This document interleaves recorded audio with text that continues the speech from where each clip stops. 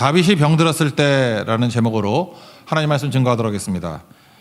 변화를 원하는데 사람 변화가 참 힘듭니다. 근데 언제 변화가 잘 되느냐 하면 힘들 때 또는 약해졌을 때 변화가 잘 됩니다. 그러므로 힘들 때 약할 때를 어려운 시절이라고 생각하지 말고 내 변화의 기회다 이렇게 생각하면 큰 성장이 있겠죠. 당시에는 고난같이 보이고 어려워 보이지만 지나놓고 보세요. 그때가 내 믿음이 성장했을 때고 내가 변화되었을 때다. 그러니까 뭐 좋은 때죠. 다윗이 병들었던 것 같습니다. 질병이 동기가 되어서 큰 믿음의 성장이 있었던 것 같습니다. 13절 제일 마지막 한번 읽어보겠습니다. 13절 시작.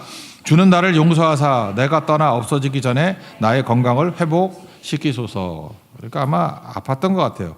시기는 대충 그 중년의 나이인 것 같습니다. 40에서 한 60세 사이, 너무 길게 잡았나요? 그때쯤 되는 것 같아요.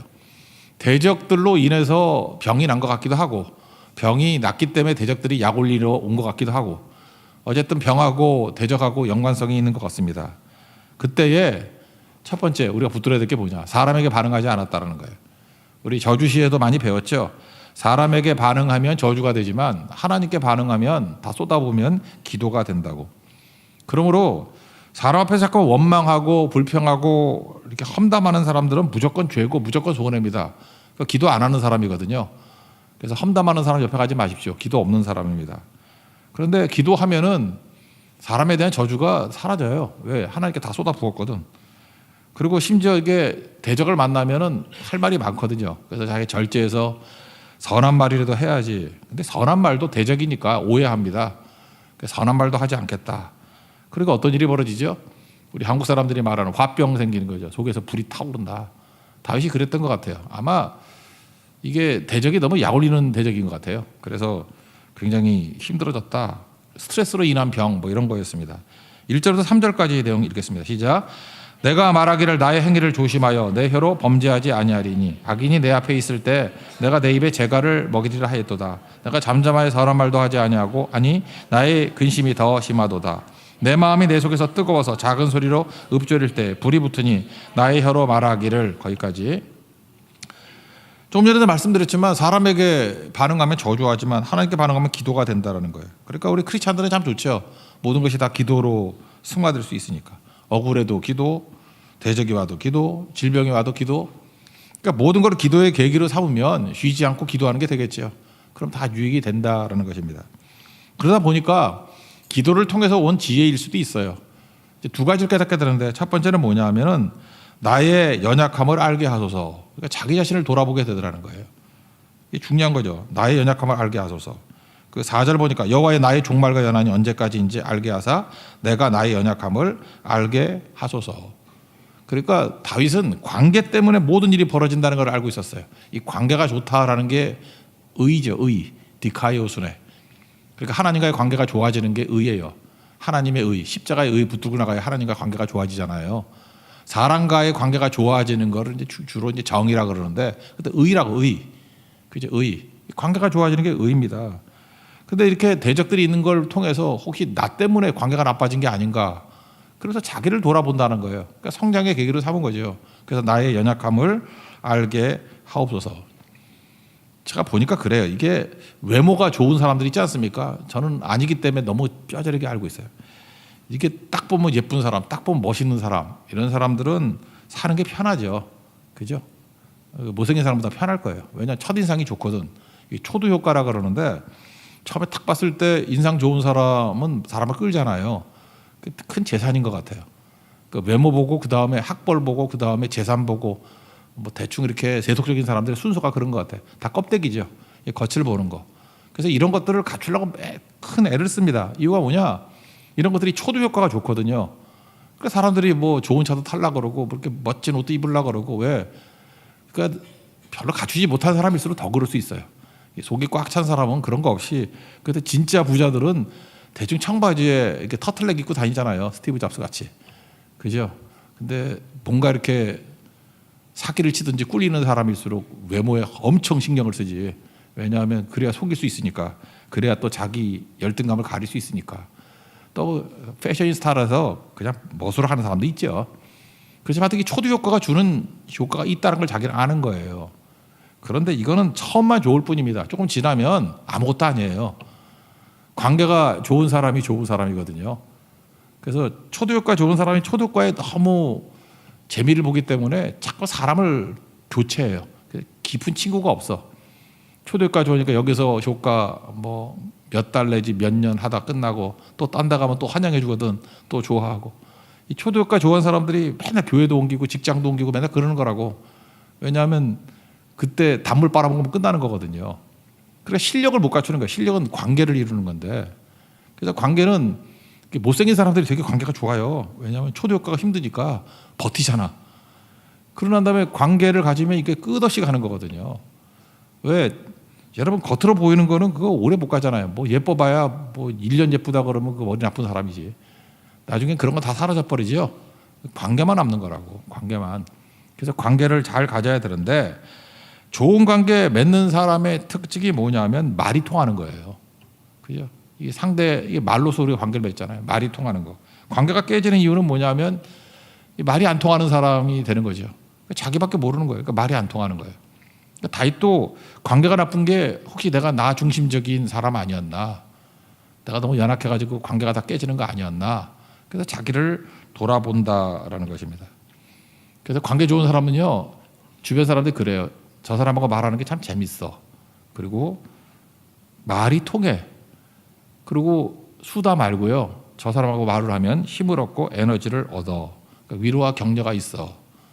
그 왜 그렇습니까? 그러니까 하나님의 관점에서 바라보기 때문에 그렇다라는 거예요. 그래서 여러분들도 이렇게 말이 좀 통하는 사람이 되었으면 좋겠습니다. 선악과 인생은 자기 중심적이잖아요. 그래서 관계가 깨진다고. 저 사람 좋은 사람이죠? 이렇게 물어보면 벌써 이 사람의 머릿속에 뭐가 있는 거예요? 좋은 사람인지 나쁜 사람인지 그걸로 나누는 거죠. 그러니까 재판관이 누구예요? 나잖아요. 내가 판단하는 거잖아요.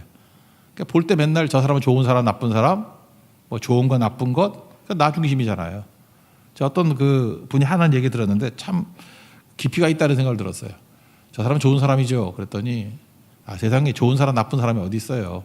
내게 맞는 사람과 맞지 않는 사람이 있을 뿐이지. 참 멋진 말 아니에요? 그게 무슨 태도입니까? 그러니까 결국은 관계가 중요하다 그런 얘기 아니에요? 그러니까 정죄하지 않고 잘 맞춰나가면 다 좋은 사람이지. 그리고 내게 맞는 사람이 있는 거 아니냐? 뭐 이런 거겠죠. 제가 우리 젊은이들에게 종종 그런 얘기를 해요. 목사님, 동정도 사랑입니까? 그러는데 동정도 사랑이지. 왜냐? 아무나 동정하지 않잖아요. 어떤 남자애가 맨날 굶고 다녀. 맨날 그 햇반이나 먹고 다니고 그래. 그래도 여러분들 눈 하나 깜짝하지 않죠? 햇반이라도 어디야? 뭐 이렇게 생각하는 사람이 있잖아요. 근데 어떤 남자는 그게 마음이 아파. 저렇게 살면 안 되는데. 그래서 가서 밥이라도 해주고 싶어. 동정이죠. 근데 아무나 동정하는 거 아니잖아요. 그러니까 동정도 사랑이라니까. 그러니까 불쌍해 보이는 것도 사랑이라니까요. 그러니까 그건 사랑이에요. 그러니까 이렇게 돕는 게 기쁜 거죠. 그게 내게 맞는 거예요. 그러니까 내가 커지면은 나하고 맞는 사람이 점점 많아지게 된다라는 것입니다. 그래서 인생 여러분 내가 이렇게 까탈스러워지면요 나하고 맞는 사람이 몇 명 없어. 이렇게 교회를 탁 들어와도 신앙인인데도 불구하고 이렇게 맞는 사람이 하나도 안 보여. 그러면은 나의 연약함을 돌아보게 알게 하소서. 내가 이렇게 은혜가 사라진 거예요. 쪼그라든 거라고. 근데 여러분들이 은혜 충만히 받고 커지면은 무슨 자신감이 생기느냐면 어떤 사람도 맞출 수 있을 것 같아. 다 맞는 것 같아. 그냥 이 사람은 좀 이렇게 험하지만 나하고 맞아. 그죠? 이 사람은 좀 좁지만 그래서 내가 이게 정신없는 것들을 챙겨줄 수 있어. 그래서 어떤 사람 얘기하면 험담이 안 나와요. 그래서 A, B, C, D, E 이 사람들에 대해서 다 나하고 맞는데 전혀 맞지 않는 사람들 같이 보이는데 그러니까 은혜가 충만한 거겠죠. 그게 바로 1만 달란트 은혜입니다. 1만 달란트 은혜 받으면요 누구에게나 다 맞을 수 있어요. 그 세상에는 이렇게 생각하세요. 좋은 사람, 나쁜 사람이 있는 게 아니라 내게 맞는 사람과 맞지 않는 사람이 있다. 근데 은혜가 많아지면요 맞는 사람이 훨씬 많아져요. 근데 은혜가 메말라지면은 내게 맞는 사람이 자꾸 줄어들게 되겠죠. 그러니까 관계도 줄어들게 되고 그러니까 어려워지겠죠. 그러니까 힘들어지는 거 아닙니까? 요즘에 제가 보니까 우리 교회 은혜가 있는 것 같아. 그러니까 이게 찬양팀이 있잖아요. 그 찬양팀들을 이렇게 안 쳐다보는 줄 알았더니 다 쳐다보더라고. 그러면서 성도들의 이제 소망 중에 하나가 뭐냐면 좀 남자 목소리가 많이 나왔으면 좋겠대. 그 진짜 그런 것 같아요. 남자의 그 저음이 나오면 사람들이 위로를 받는 것 같아. 그 여자들의 고음이 나오면은 신경이 쓰이는 것 같고 하여튼 그런 분들이 좀 많은 것 같아요. 그래서 남자분들 섰으면 좋겠다. 그래서 제가 요청을 했어요. 남자분들이 한 명 이상씩 섰으면 좋겠다고. 근데 저 끝에서 맨날 차장 부르던 어떤 집사님이 계셨거든요. 그랬더니 어떤 권사님이 그러더라고. 아, 그 총각 왜 요즘 안 보여? 그러더라고. 총각? 48인데 오정훈이라고. 예. 총각? 새로 직장을 옮겼어요. 그래서 이렇게 아마 섬기기 힘들어지는 거다 그랬던 것 같아요. 근데 제가 보니까 그 권사님이 은혜 받았어. 47인데 총각이래. 그 총각 어디 갔냐? 눈이 나쁜 거겠지. 안과를 가야겠어. 그죠? 예. 그게 맞는 건데.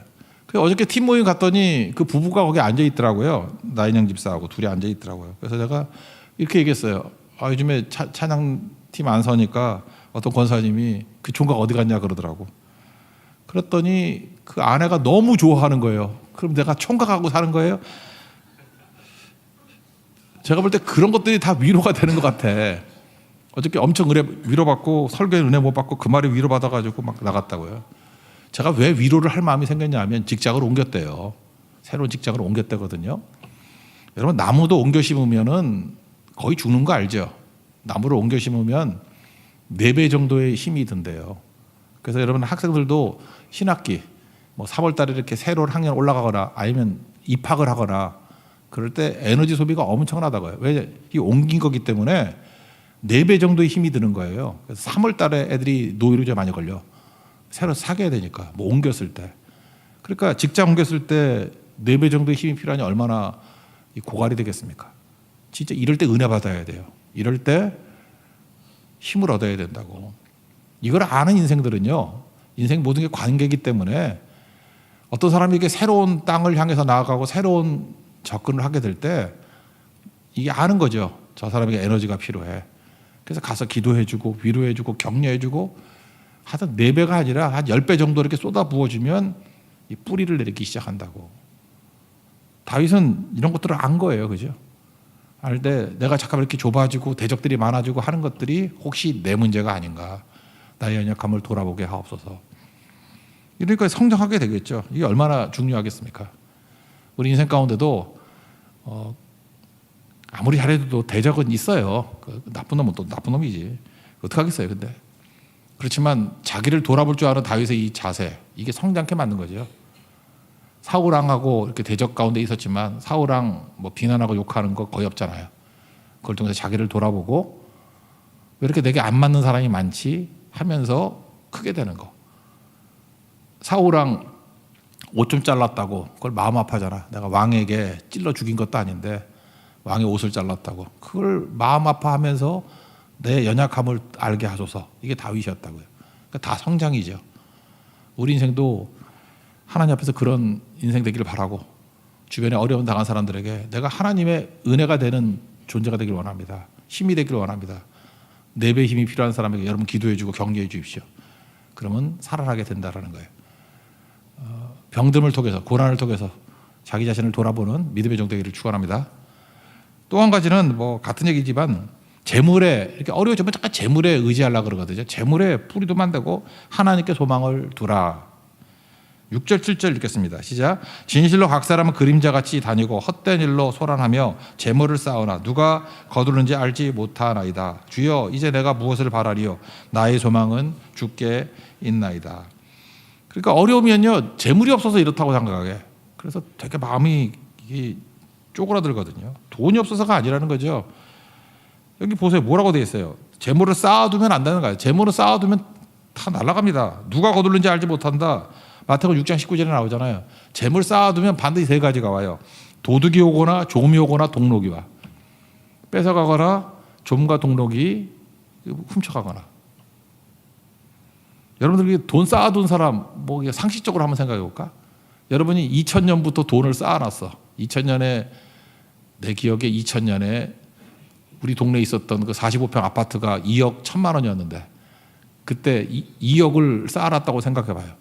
그죠? 그리고 돈 하나도 쓰지 않았어. 계속 쌓아놨어. 지금 오면 가치가 10분의 1로 떨어지지 않았나? 안 그래요? 10분의 1까지는 안 되는구나. 그 2억 1천만 원 하는 아파트가 요즘에 15억 정도 한다 그러대. 한 7배? 제가 지금 그 얘기를 왜 하느냐 하면은 쌓아두고 있는 모든 것들의 가치는 다 사라져요. 지금은 아파트가 오르는 때이기 때문에 그러지 또 이게 또 폭락하는 시기가 오거든. 쌓아두면 나중에 다 쓰레기 돼요. 그러니까 무슨 얘기냐면은 도둑과 이 도둑이라는 게 와서 훔쳐가는 것도 있지만 나라에서 세금으로 가져갈 수도 있고 경기 변화를 통해서 다 사라질 수 있다고. 그러니까 미루지 말라는 거예요. 인생 길지도 않았는데 쌓아두지 말고 하늘에 쌓아두라. 뭐예요? 쓰라는 거예요. 그죠? 생명을 살리는데 관계를 위해서 모든 걸 써라. 다윗은 그걸 알았습니다. 그래서 잠깐만 쓰니까 엄청난 부자 되잖아. 왕이 돼서 부자인가? 뭐 하여튼 잠깐만 세워지잖아요. 다윗은 쓰는 사람이었어요. 쓰는 사람, 쌓아두는 사람이 아니었고. 여러분 인생도 그거 깨달아야 된다는 거예요.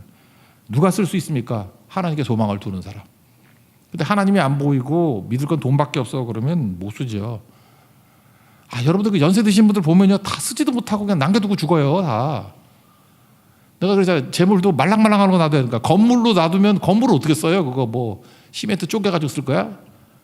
그러니까 빨리빨리 나이 들면은 말랑말랑한 돈 현찰로 이게 유동성으로 바꿔놔야 된다니까요. 그래야 쓰지. 너무 나이가 많이 들면요 유동성으로 바꿀 능력도 없어. 머리가 오락가락 하는데 뭐 치매 오고 왔다 갔다 하는데 무슨 뭐 거래를 어떻게 해 그거를. 그러니까 건강 있을 때 다 해놔야지. 그죠? 그래서 그렇게 흘러가게 만들면은 풍성해지는데 그거 아니면 그 자손들 다 날려버리거나 자기들끼리 싸우거나 뭐 그래요. 그걸 모르는 거죠.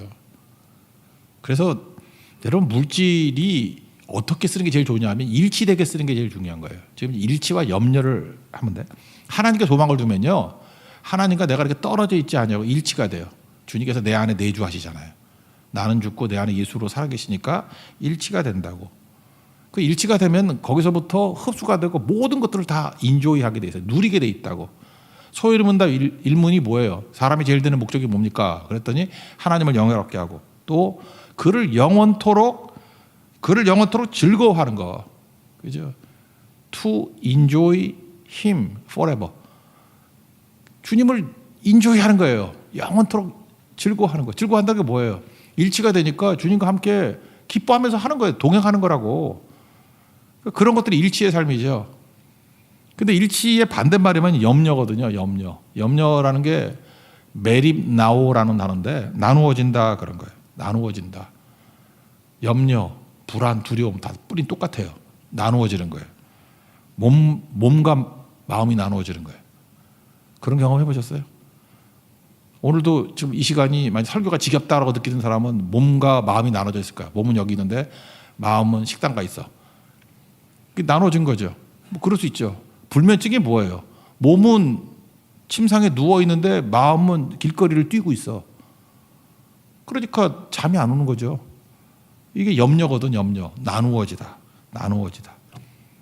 그런데 어떤 사람인지 이게 일치가 될 때가 있어요. 왜 재벌들이 그 골프 치러 다니지 않아요? 염려 근심으로 몸과 마음이 나누어져 있어. 그게 염려거든요. 염려 근심. 근데 죽어라 골프 치면서 그 뚱뚱한 아저씨들이 이렇게 걸어 다니면 힘드니까 잊어버린대. 그 순간에 걱정을 잊어버린대. 그러니까 그 순간에만 그러니까 죽어라 운동하면은 너무 힘드니까 몸과 마음이 일치가 돼. 그 순간만. 그래서 운동 중독에 걸린 사람들 다 그런 거예요. 근심 걱정이 너무 많으니까 잊으려고. 그게 해결이 아니죠. 그 염려가 뭐예요? 이게 나누어지는 거라고. 근데 하나님을 섬기고 특별히 선교 같은 데 가보세요. 몸과 마음이 딱 일치가 돼요. 예배 드릴 때 보세요. 하나님과 내가 일치가 돼요. 그걸 깨닫는 사람들은요. 하나님께 소망을 두는 사람들은 일치의 삶을 살기 때문에 염려가 뭔지 몰라요. 다 승리하게 된다고. 지금 이렇게 약 먹고 사는 사람들 보면 특징이 잠깐 나누어져 있어요. 나누어져 있다고. 몸 따로 마음 따로. 몸 따로 정신 따로. 또 어떤 때 마음도 나눠져 있어. 마음도 두 개야. 두 마음. 그러니까 제가 쪼개지는 거죠. 그런데 하나님께 소망을 두면은 하나님은 어떤 분이냐면 일치의 영이에요. 일치의 영. 하나 되게 만들어요. 하나 되게. 그래서 교회도 일치되면 능력이 있어지는 거 아니겠습니까? 일치가 되면 어떤 일이 벌어지냐면 감각이 살아나요. 하나님 감각이 살아난다고. 저는 이런 사람 되게 좋아하는데 나는 어저께 되게 더웠거든요. 나올 때 33도인데 우리 사모가 나한테 그러더라고. 가을이 온 것 같아. 33도인데? 그래서 내가 요즘 마음이 되게 건강하구나. 나는 병들었구나. 그 생각이 들었어요. 이게 뭐냐 하면 계절의 변화를 안다라는 거는 건강한 거거든요. 왜? 자연하고 일치가 되니까. 요즘에 개하고만 살다 보니까 되게 건강해진 것 같아. 개의 감각 이런 게 내 감각이 되는 거예요. 일치. 꽃을 보고 다니면 내 감각이 되는 거야. 일치가 되는 거라고. 그런데 병든 사람은 그냥 자기에게만 사로잡혀 있기 때문에 세상에 안 보이는 거예요. 내 기분이 좋다 나쁘다밖에 없어. 내가 업됐다 다운됐다밖에 없다고. 여러분들 성경에서 왜 하나님께서 왜 예배드리라 그러는지 아십니까? 왜 기도하라 그러는지 알아요? 왜 성경 현장에 나가라 그러는지 알아요? 그때의 일치를 체험하는 거예요. 하나님이 동행하는 거. 그때 마음과 몸, 우리 믿음이 뭐라 그랬어요? 머리, 가슴, 입 이게 일치가 되는 거거든. 머리로 이해된 게 마음으로 믿고 입으로 시인하는 거거든요. 그러니까 삶에서 능력이 나타나는 거죠. 거룩한 산제사로 드리라. 이것이 영적 예배다. 일치의 삶이거든요.